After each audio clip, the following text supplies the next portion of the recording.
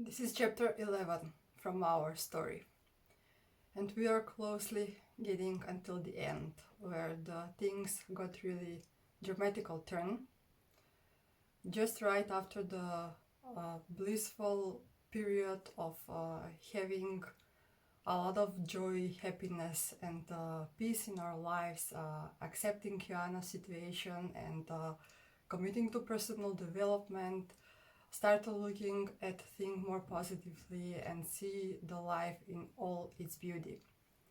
Then we were reminded that things can never remain the same and things are changing constantly, and it's up to us to be well prepared to adapt to these new changes, be flexible, and just continue to living. So this chapter is actually about the big seizure that happened after a long peaceful period, and that happened when Joanna was 5 years and 2 weeks old. Before that, we had a really major stable period, and she was seizure free for 1 year and 4 months. And in that period, such a long stable period, we've actually kind of forgotten about her epilepsy. All we had as a crisis and difficulties around her were these periods where she couldn't sleep well, couldn't eat well, her immunity wasn't so strong, so she was more often sick, and those were the times when we were supposed to go to hospital to get new medications for her or examinations or so on. But seizures, as epilepsy seizures, weren't happening for 1 year and 4 months until that day. We were preparing for her for kindergarten. It was 7 o'clock in the morning, and my mother was putting her clothes on while I was preparing to take her. And my mother calls me and said, come on to see something is happening with her. I cannot, just please come.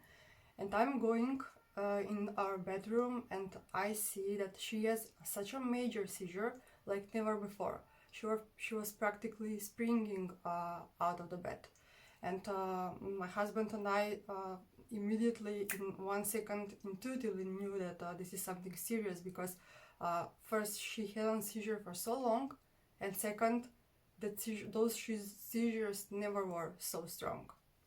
We've called an ambulance, and when they got to our place, which was in 5 minutes practically, they saw that it's really big seizure and it's lasted, and as I was holding her while giving her the first medications that we are supposed to give in such a case, I noticed that she is hot and she has fever, but I didn't expect for her to have such a high fever. The doctors, they came with the ambulance, measured her fever, and they said she has 43 degrees. 43 degrees. And I felt like my legs cannot hold me anymore. I was like, what? How could it be? And everything that happened from now on was just like in a movie. I think nor my husband nor I could,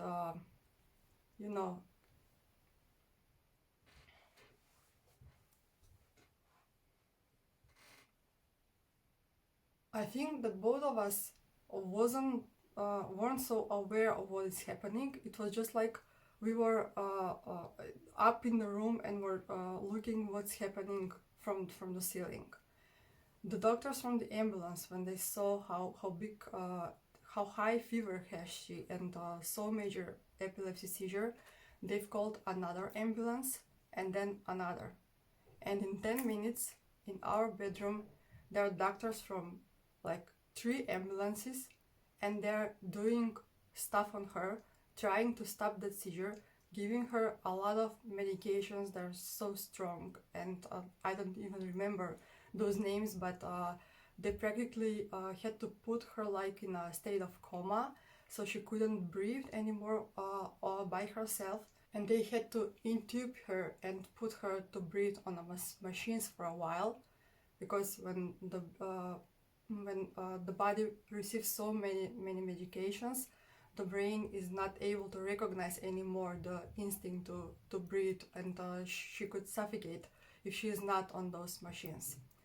I have to say, by the end of this chapter, I I simply cannot promise that I'm going to stay calm and not get emotional, because this was such a huge thing for us, and you will see why as I'm continuing to tell this story. After they intubate her and calm her a little bit, it was everything so surreal. I'm looking at her. 6 doctors are on top of her doing all kind of procedures, and as they're putting this thing in her mouth to put her on those machines, she gives a smile. She smiled and she looked peaceful, although still having seizure. And I am looking at all this and like my brain cannot grasp everything that is happening. So they took her to a hospital. I went with them. My husband took our car. We've met there, and the drama still goes on. This intensive care in the pediatric clinic in Düsseldorf is full at the moment, so they make a decision to transfer Joanna in the city of Bonn, which is 80 kilometers from where we live, to take her to intensive care there by a helicopter. And there is no room for me in that helicopter. We will have to come on our own to this hospital to meet Joanna. It was all so fast, all so dramatic. She was sleeping at the time. She was practically in the next 2 weeks like in sort of a coma because of that big seizure and because of all this medication that she received. And I was like, my baby is going to be on a helicopter by herself, and I'm supposed to come there by car, but no time for thinking, no time for other decisions. I mean, what was my choices? To say no, Joanna would no go to that helicopter, bring her please by a vehicle when the situation was so urgent. So they took her there, and we prepared, my husband and I, for a longer hospital stay, rushed there, and remained practically all together in the hospital in the next 5 months. That was from November 2019 until April 2020. She was supposed to continue to receive all those strong sedatives to keep her asleep, so her brain can calm down and this big major seizure to stop. But after she stopped to receive all those medications, she continued to sleep and sleep and sleep and not breathing on her own. She remained on those breathing machines. So it was a little bit strange that after 2 days after she completely stopped receiving those medications, she's still asleep. And we started to talk more intensely with those doctors there, what is happening and why she's not waking up. And they said that they had to put her to MRI to see what is happening, because now after so many days where she's free from those medications, she was supposed to wake up. And they did this MRI, and just like we had the same situation like 5 years ago in Slovenia, when they first did those examinations in Ljubljana, and when the doctors came with all those serious faces and serious tone of voice, where they told us that we have a problem because she has a brain damage and she won't be a healthy child. That situation happened also when the MRI results came, and the doctors told us, please come to our office, we need to talk. Where they told us that due to this high fever and so long-lasting epilepsy seizure, she suffered a major brain damage, and now her brain is even in a worse shape than before. They don't know when she will wake up. whether she will wake up. And even if she wakes up, they didn't know what to expect, how she will be, and how she will be developing further. I couldn't stand to continue that meeting. I just had the need to be by Jana's bed. I wanted to be by her and hold her by her hand 24 hours if it's needed. So I told the doctors that I'm not in a shape to listen anymore or to think or ask some smart question, because I lost my breath and I couldn't see clearly. It was dark in front of my eyes, and my husband remained with them to discuss further the options and next steps. And I went by her bed, where she seems to sleep very calmly, and I just remained there. I was staying and staying and staying by her bed. And in the next 2 or 3 days, I was re-questioning everything. It was such a bottom. It was a very big fall. After all that we've been through, after all the progress she made, after a whole stable period, this to come, we were practically sure that this epilepsy thing is over. We were thinking that she was small then. When she was little, she had seizures that were way more weaker than this one that happened now, and that she will outgrow that. And after those seizures stop, eventually her brain will start to develop differently and she will start to have progress. That was kinda our hope and our logic. And kinda it did happen that way. In the moment she stopped experiencing those seizures, she really got better and better and physically a little bit stronger. Because when the brain is not disturbed by so many epileptical seizures, it starts to develop and to grow. I mean, it cannot stay still, right? And now, after all those peaceful periods and all our acceptance and personal development and everything that was happening in our life, we were simply not expecting this major setback.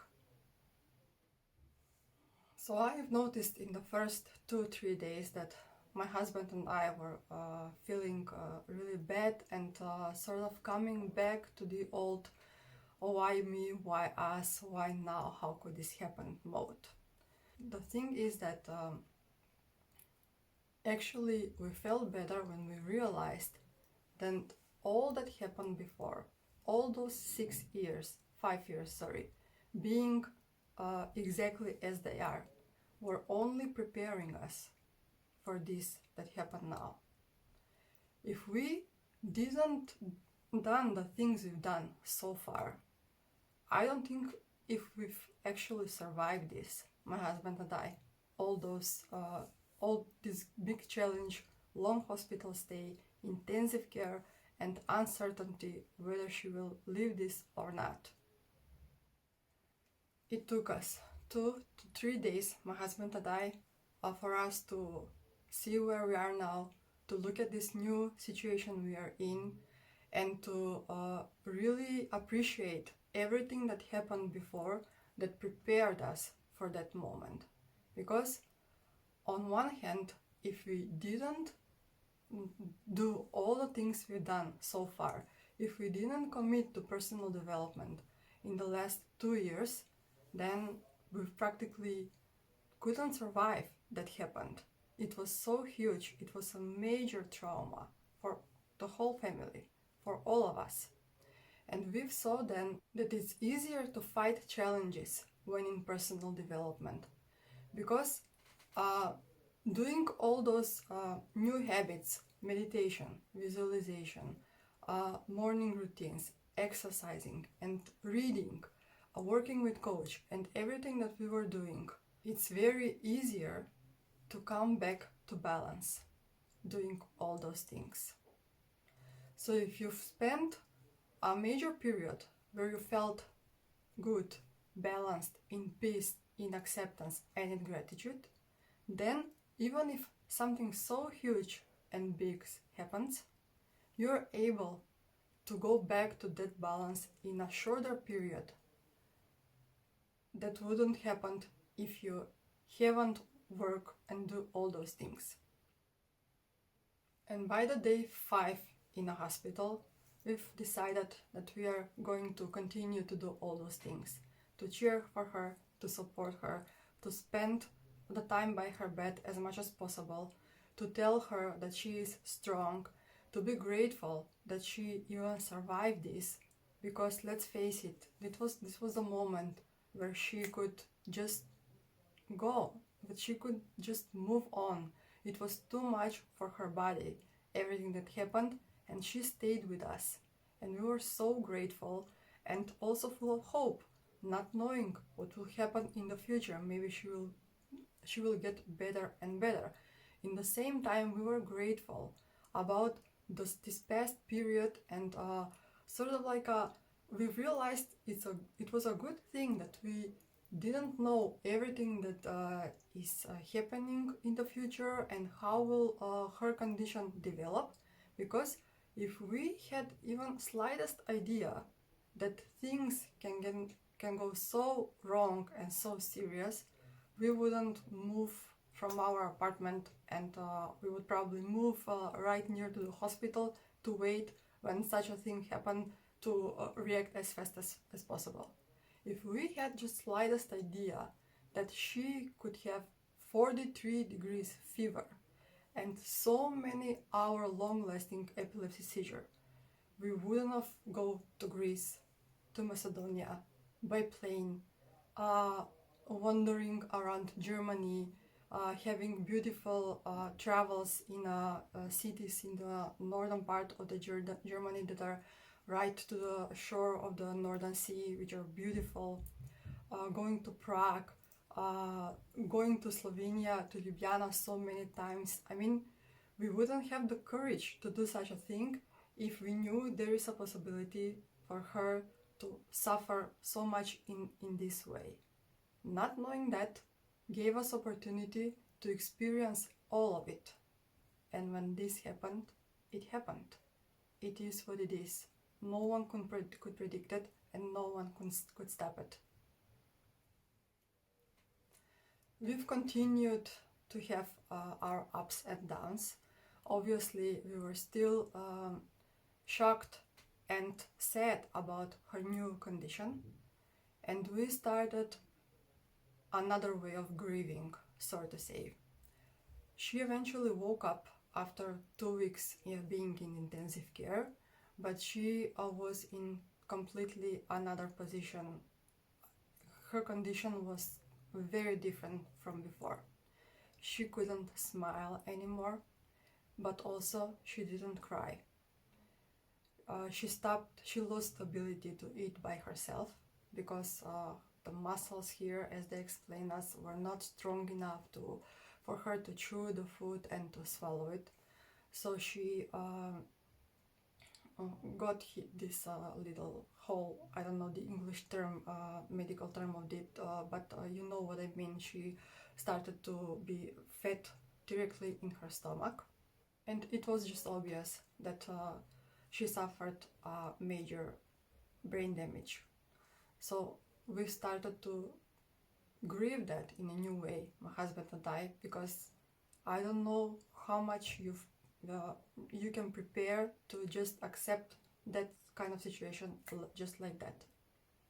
But in the next days and week, we started to get used to this new normal, and we implemented all our skills for acceptance to accept this situation too. And of course, sometimes it was heavy, it was, difficult.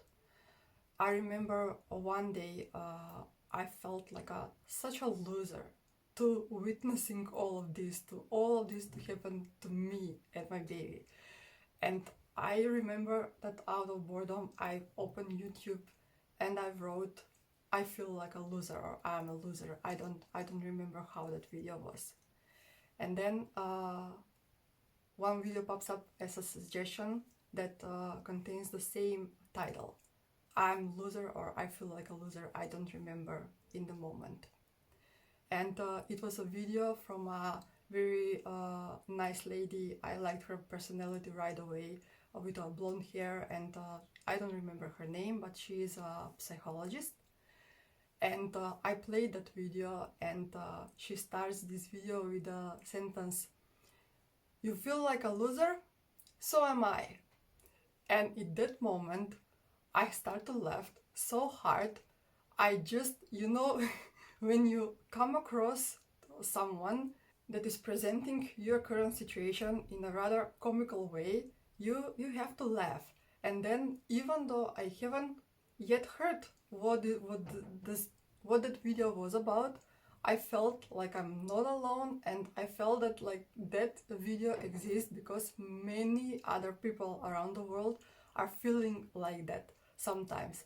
And even the thought that I'm not alone in this made me feel better. By the way, the video was great. I'm going to try to find it and put it in the description if you like to watch it.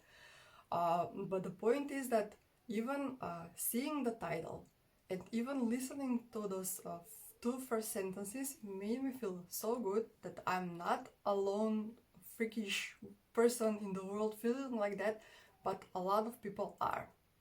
And from that started my engagement on social media and preparing for my blog and website and everything that came, because I thought that if I felt like that and now I'm feeling better, there must be other parents that are feeling how they're stuck in that negative place, and they would feel better even by knowing that there is some other parent somewhere in the world that was in their shoes, and they're not alone, and they have right to feel negative at the end of the day until they start to feel good.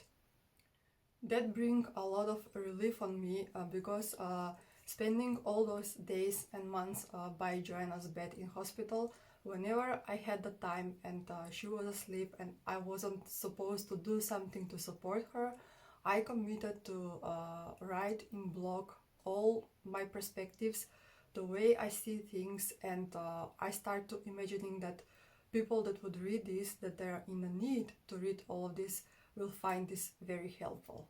So having that kind of purpose relieved my pain tremendously.